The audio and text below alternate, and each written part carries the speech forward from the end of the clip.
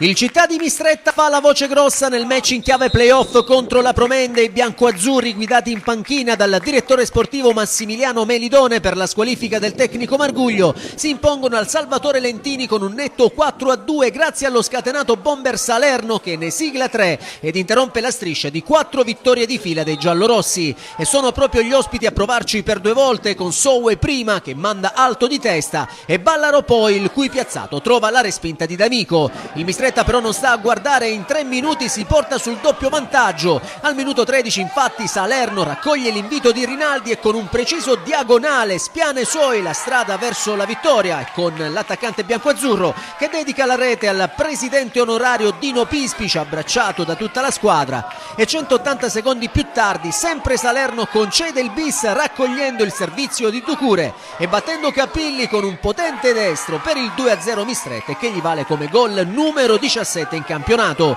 Insiste la formazione amastratina che nei minuti successivi sfiora anche il tris con Rinaldi, il cui sinistro dalla distanza viene bloccato da Capilli che recupera la sua posizione. La Promende comunque vive sul ribaltamento di fronte, la potrebbe riaprire ma Osman si fa respingere il tiro da un super intervento di D'Amico. Poi però il Mistretta torna ad attaccare dopo la conclusione di Salerno che si perde alta non di molto. I biancoazzurri fanno centro al minuto 37 quando Diaz di testa gira in porta dagli sviluppi di angolo, firmando così il 3-0 per i suoi.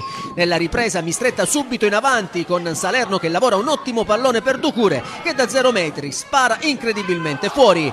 Gara vibrante, Promende che si fa apprezzare con 2 conclusioni di Cambria prima che si perde larga non di molto e di Arrigo poi che trova la respinta di D'Amico, e con i giallorossi che lamentano anche un possibile rigore su D'Agostino ma il signor Mandracchia dice di no. Al 53esimo però il Mistretta cala il poker ancora a firma di Salerno che fulmina Capilli con un sinistro da fuori, facendo così Mistretta 4, Promende 0 e per il bomber di Case tripletta personale, 18esimo sigillo in campionato. Amastratini che accarezzano anche il quinto gol con Gambino che fa tutto bene ma poi conclude alto sulla traversa da pochi passi. Traversa che dalla parte opposta centra invece la Promende con il neoentrato Touré. Sulla ribattuta il sinistro di Cambria è bloccato centralmente da D'Amico. Gli sforzi dei giallorossi però vengono premiati al minuto 77 quando Saraniti di testa mette in rete la punizione di Cambria per il gol dell'1-4.